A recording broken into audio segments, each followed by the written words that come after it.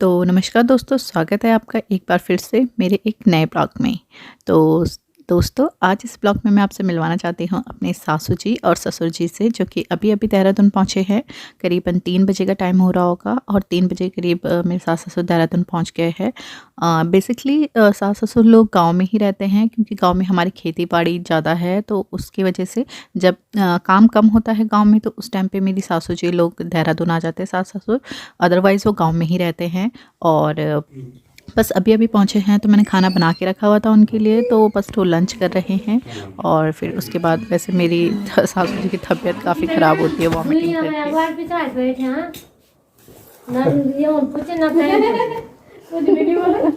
अलग-अलग चीज़ पर है ना। दवाई खाना सवेरे। ये सब आदमी अत्याचार होता है मुझे। परसों 2 दिन आए हुए हैं, परसों लेगा नहीं हो सकते। ये सुविधा है, मसूर भी, चना भी, वो हरा भी, गया चना भी है ना। घर के तुम तो दोस्तों देखिए, आते ही मेरी सासू जी का बँटवारा स्टार्ट हो गया। जैसे कि जब मेरी सासू जी क्योंकि 6-6 महीने में मेरी सासू जी का आना होता है देहरादून, तो मेरी सासू जी चाहती है कि मैं क्या लेके जाऊँ, मतलब कितना जितना हो सके उतना ज़्यादा लेके जाऊँ।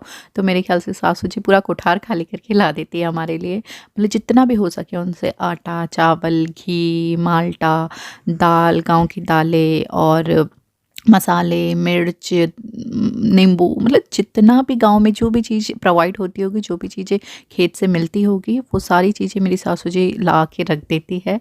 तो इस वजह से इतना सारा सामान हो जाता है कि मेरे हस्बैंड को उन्हें ऋषिकेश पिक करने जाना पड़ता है, क्योंकि बूढ़े-बुजुर्ग लोग हैं तो इतना कैरी नहीं कर सकते हैं, क्योंकि ऋषिकेश से जो बस स्टैंड है वो थोड़ी दूरी पे है और हो जाते में भी 3-4 कट्टे हो जाते हैं लाने के लिए। तो इस वजह से मेरे हस्बैंड जाते हैं ऋषिकेश उनको पिक करने के लिए और उसके बाद सारे सामान लेके आते हैं। तो बस यही है, 6 महीने बाद जब मेरी सासू जी आती है तो बस हमारे यहाँ भंडार लग जाता है, आटे, चावल और दाल, चीनी वगैरह का सब चीज़ों का भंडार लग जाता है। तो ऐसे ही बस अब सासू जी जो लाई है उसको बाँट रही है हम दोनों बुआरियों में। हम दोनों बुआरियाँ हैं, मतलब एक मेरी देवरानी है, एक मैं हूँ। तो अगर 3 कट्टे भी लाती है तो उसका डेढ़-डेढ़ भाग, मतलब आधा-आधा हिस्सा, हर चीज़ का आधा-आधा हिस्सा हो जाता है। तो यहाँ पे अखरोड़ का भी हिस्सा कर रही है मेरी सासू जी 2-2 करके।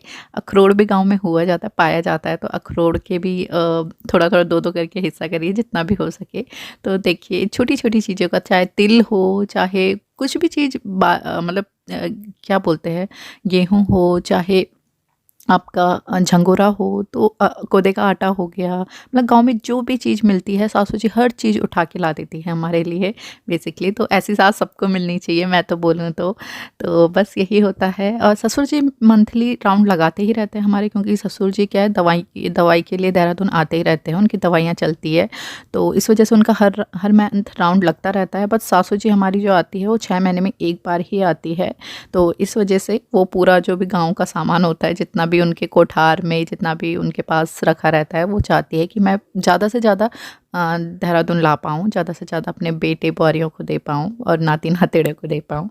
तो बस इसी वजह से यहाँ पे बँटवारा स्टार्ट हो गया है वह हमारी सासू जी का।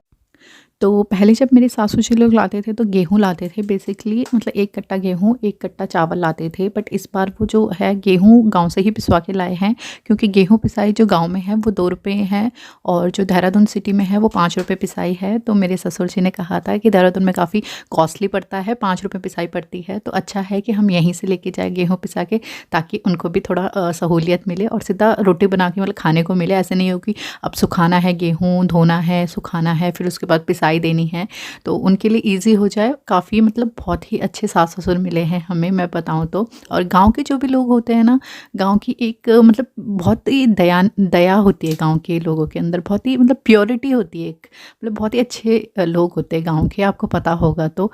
हमारा बेसिकली जो गाँव है वो टिहरी गढ़वाल के घनसाली क्षेत्र में पड़ता है। और यहाँ पे हो रही है माल्टा की। वैसे माल्टा भी पूरे अच्छी तरीके से हुए ही नहीं है, जब होते हैं तो मेरी सास-ससुर लोग 10 से 15 किलो तक माल्टा लेके आते हैं और हम यहाँ पे जूस बनवाते हैं उसका। तो अभी थोड़े थोड़े हुए हैं, इसलिए थोड़े थोड़े ही बाँट मतलब बँटवारा कर रही है सासू जी।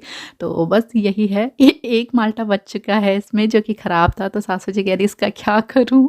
तो हमने कहा क्या करना है, उसको फेंक ही दो। बट उनको ससुर जी ने कहा कि यार इसको भी मतलब डाल ही दो किसी के यहाँ, मतलब थोड़ा एडजस्टमेंट कर लो, क्योंकि एक माल्टा किसी के यहाँ ज़्यादा हो रहा था, कम हो रहा था, तो भाई क्या फ़र्क पड़ता है एक माल्टे से। बट उनका होता है ना कि बँटवारा बराबर होना चाहिए।